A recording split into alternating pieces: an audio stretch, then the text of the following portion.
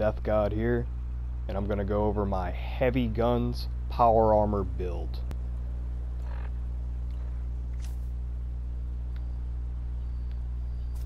Going into the perks here, it is going to be a heavy guns and explosives using power armor build. So we're starting off with bare arms, because I'll show you my inventory in a little bit. I carry so many guns on me that without bare arms you would just be drastically over encumbered the entire time. So that's kind of a necessity. Most of the time I try to stay away from weight bearing perks, but for this build it is a necessity for the way that I play it and how many weapons I carry for this character. Alright, you've got Master, Heavy Gunner, Expert Heavy Gunner, so all three of the different Heavy Gunner perks max out. Ideally, when you're running this type of build, you want to be putting out as much damage as quickly as possible. A lot of these guns shoot very quickly, and you want to be maximizing that high rate of fire in order to kill your opponent as quickly as possible. Now, one thing I do use, I will take off one of the heavy gunners and I'll put on this perk, the Ordnance Express, if I am going to be running a missile launcher, you know, something of that nature, maybe a lot of mini nukes, because that stuff is so heavy. If I'm carrying a lot of those things, it takes so much weight that to have enough ammo for that sort of weapon, you're going to need to have Ordnance Express. Into perception, that's one of the dump stats for this build, because you're not really using rifles or anything that you'd need a lot of perception for. However, I will run Fire in the Hole 1 just to be able to get that aiming arc, and Grenadier 2. That's good for all of your explosions, you know, say with your missile launcher or your grenade. I get into the intelligence running at max demo expert, you'll really be able to use those grenades very effectively. One thing you can do is take off both of these. You could run concentrated fire, as I do sometimes, if you are strictly not using any of the grenades at all. If you're only using, say, your machine guns, something like that, and you do one of that's a little bit better, you can run that. It's still somewhat viable, at least at closer range. We're in a pretty high endurance for this build, with maximum life giver, running fireproof at maximum level, because you do not get the benefit of having a dense torso mod. So you need to have some kind of explosive protection. And also rejuvenated is really good to have if you keep your character, you know, well fed and well hydrated. You're just stacking up that HP. So this is good for if you're running bloodied like I usually do on this character, or high health. These are going to be good, especially with the 110 damage cap now, make you quite a bit more tanky. So we got Charisma running Strange in Numbers and Maximum Suppressor. Or if you're by yourself, you could run Lone Wanderer. But I usually run in a team, so I'm generally going to be keeping a Strange in Numbers on me. And Suppressor, because the way I see it, as I use this power armor build, you're keeping that explosive damage on there, high rate of fire. You know, most of the time I'm using a 50 cal, and all of that is blocking off 30% of their damage. They're shooting you, they're hitting you with your emergency protocol chest, you're running dodgy. It's mitigating a lot of that damage that you are taking, which you need to do in a power armor build, especially if you're not in a stealth boy, because you are very now with the change to the power armor being able to use stealth boys, it makes you a little bit less vatsable, you know, while you're in one, but you still want to suppress that damage incoming into you. Intelligence is very high, and the main reason for that is running Maximum Demolition Expert. So this is really good for getting that missile launcher really viable for PvP. People might not think it is, but you slap on the targeting computer onto a missile launcher and you're doing a lot of damage. It doesn't really matter if they're running fireproof and a dense torso mod. You stick 4 missiles of a bloodied missile launcher on them, and it's usually lights out, at least with one or two volleys of it. The next one I'll talk about, stabilized. If you're running a power armor build for PvP, or really for anything, and you're going to use heavy guns, you want to use stabilized, because you're going to be more accurate. It's going to cut through a lot of that armor. And the way I see it, if you're running a power armor build, why not run heavy guns as well? It kind of just goes together. It's awesome.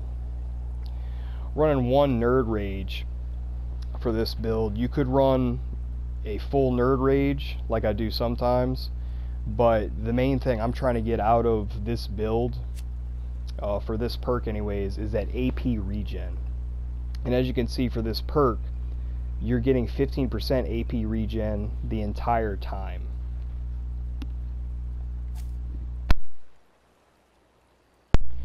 And so that extra damage, because you're not always going to be at Nerd Rage, I'm willing to sacrifice a little bit of that damage to put it into other, other stats. Also running First Aid. This is good for, if you run a little bit higher health, you can still run a bloodied build, but not be at the drastically low, time. And you might want your stim packs to be able to heal you a little bit more. And one of the good things about power armor is that you can just spam stim packs continuously. There's no animation for it. So especially if you're running like a paddle controller, you can have one of those buttons, like for my controller, you can press it with your your middle finger as you're just holding the controller, and you can be spamming stims all the while doing other stuff, moving around, and there's no animation. So the stim pack spam for power armor is vital for a lot of situations. You want to have a lot of stims, maybe healing salves, super stims would be really good, because the lack of animation lets you just push that forward a lot quicker than normal. Going to agility, this used to be 6 before the Stealth Boy patch. Now it is 9, so that I can run your full secret agent. You want Action Boy at 3 because you do not have the benefit of that good legendary armor. You want that AP regen to be as high as possible. So for my power armor, you want to run at least like 1 kinetic leg. Usually run 1 calibrated leg, 1 kinetic leg. Ideally, you'd want to be at low enough weight to be able to run both legs kinetic, because that would be better. You would be able to have your AP regen quicker. But run your Action Boy, play your instrument, be well fed and well hydrated, and your AP will be pretty high. Won't be nearly as much as your full powered armor pieces, but it'll get you through. And the reason you want that is, just like for the other build video you saw, you want dodgy, because that's going to take away a lot of that incoming damage at the cost of your action points, which come especially at a premium when you do not have that powered armor. Before, you're going to want to run Stealth Boys while shooting these heavy guns, if possible, if you have enough Stealth Boys, because while you're shooting those heavy guns, none of them are suppressible. You're gonna be getting vatsed on, basically. If you're not killing the one dude who you're fighting, you're gonna be getting vatsed on pretty quickly. So in a big war type situation, if you're not in a Stealth Boy,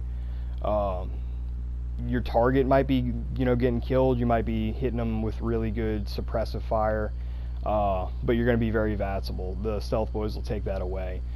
Conversely, if you don't want to run Stealth Boys, you're going to want to run at least like 1 Sneak and Escape Artist as well, if you don't want to run the Stealth Boys all the time. But as soon as you start firing, you will be vatsable, because that stuff is loud and there's no way to make it not loud. You will be vatsed. So just keep that in mind. For luck, we're going to keep that at 9, just like the other build. However, one thing you're obviously switching out, instead of Serendipity, which does not work in power armor, I'm running 1 Gun Army, which is awesome for this type of build. you're getting a 12% chance to stagger and a 12% chance to cripple a limb. Most people are running adamantium skeleton, so the crippling of the limb might not help you that much, but that stagger is great. Say if you're ripping them with a minigun, with a light machine gun, with a 50 cal, that's great. They will be staggering a lot. You'll see it when you're in a PvP fight and just taking it to them with that high rate of fire type of weapon. Bloodied Mess just for that extra damage, goes without saying. And then Class Freak, once again, I run all the mutations. Once with full Class Freak, it's not a negative enough mutation effect to not, you know, worry about it. I have all the mutations and I don't care. It just doesn't matter enough to me to waste another 2 points of luck. I can allocate that somewhere else, and that's why I run this. And also, to be honest, at this point, if you're doing high level PvP, you're probably popping some serums before going into the fight anyway. Alright, that goes over the build portion of the build video. If there are any questions about the build, maybe some suggestions, I'm open to them. Let's chat. Let's make a better power armor PvP build.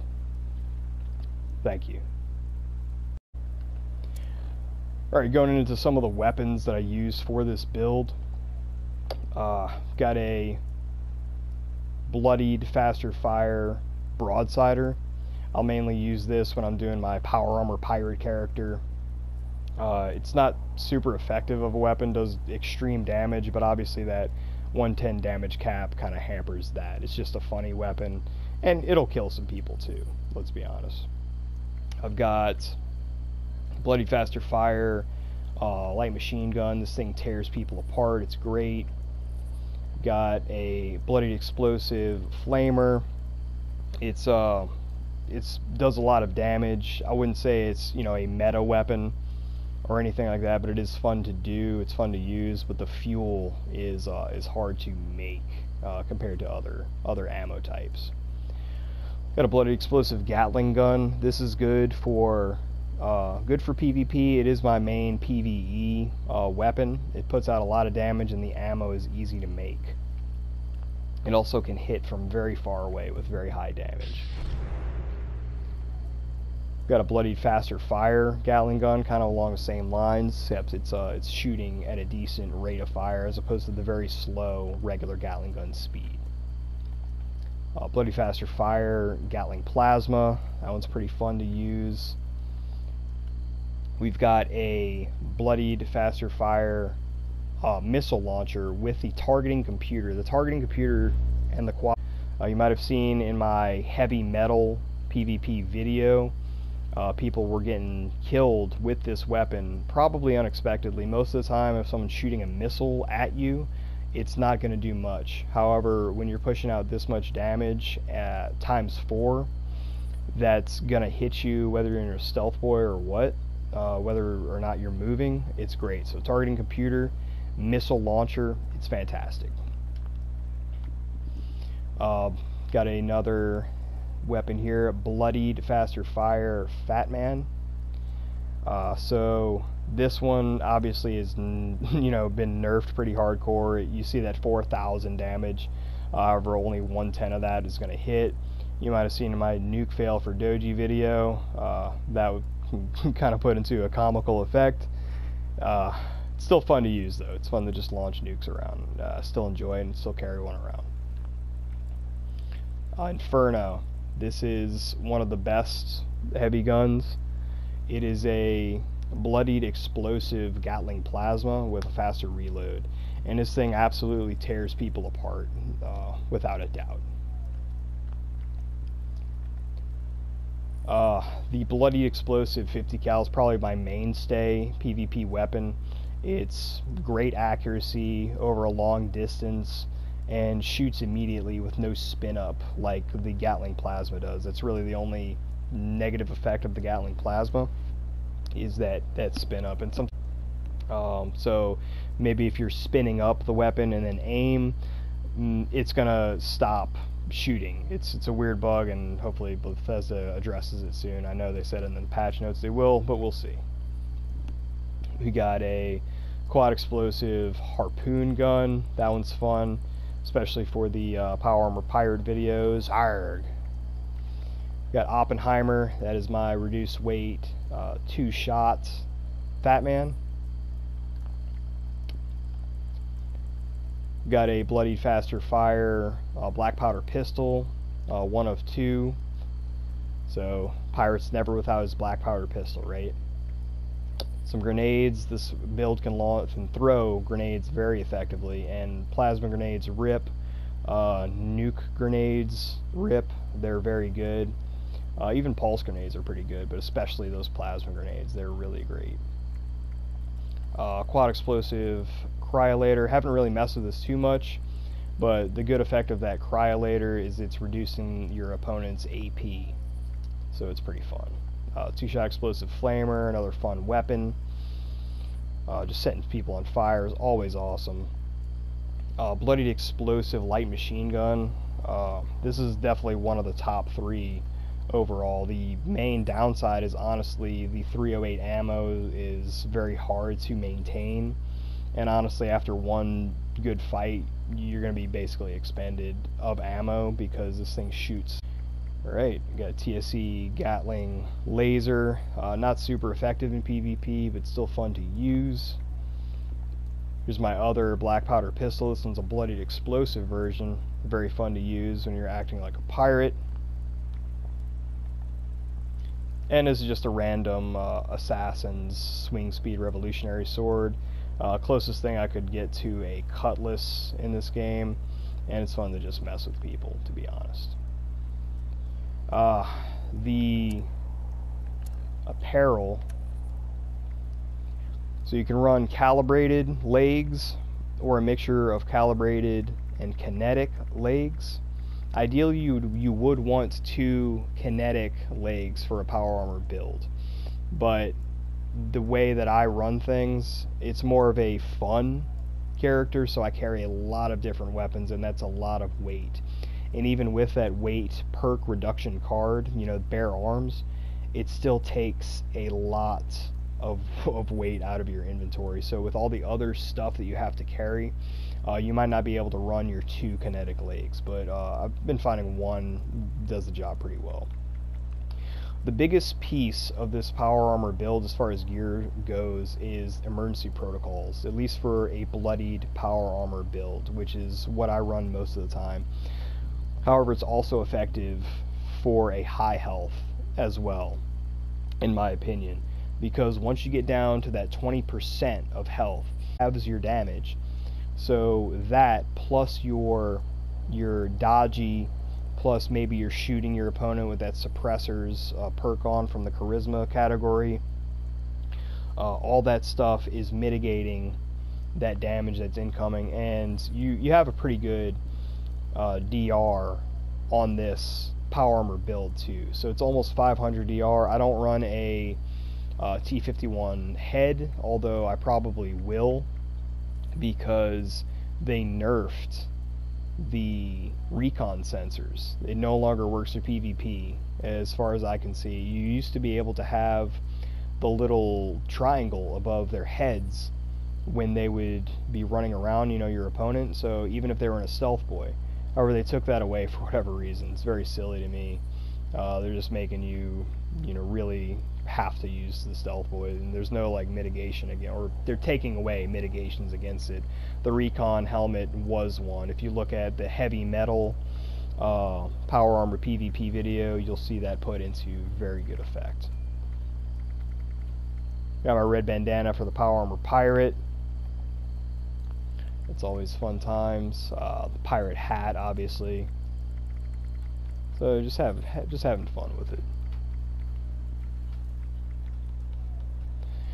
Alright, and that'll conclude the gear portion of the video. Thank you guys for watching. Please like, subscribe if you liked it.